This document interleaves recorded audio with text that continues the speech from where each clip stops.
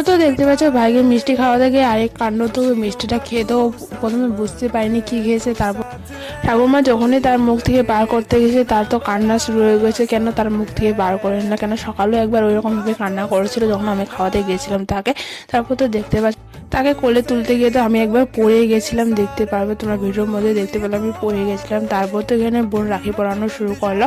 তো বোন আগে ঠাকুরটাকে রাখি পরাবে, তারপর তো দেখতে পাচ্ছ এখানে ভাইকে রাখি পরাবে, কেন দুজনে একসাথে বসে গেছিলো তার জন্য, কেন আমার সময় ছিল না, আমার হাতে তাড়াতাড়ি রাখি পরাতে হবে কেন। তারপর তো বোন তাড়াহুড়া করে রাখি পরা নিল, দেখতে পাচ্ছ এখানে। তো ভাই ছোট ছোট সিঁড়ি করে আমরা ক্যাপচার করে রাখছি, কারণ সে বড় হলে দেখতে পারবে তার জন্য, কারণ এই ছোটবেলাটাকে খুব মিস করবে। তো দেখতে পাচ্ছ। তো আজকে ভিডিওটা এখানে ভালো লাগে লাইক কমেন্ট শেয়ার সাবস্ক্রাইব করতে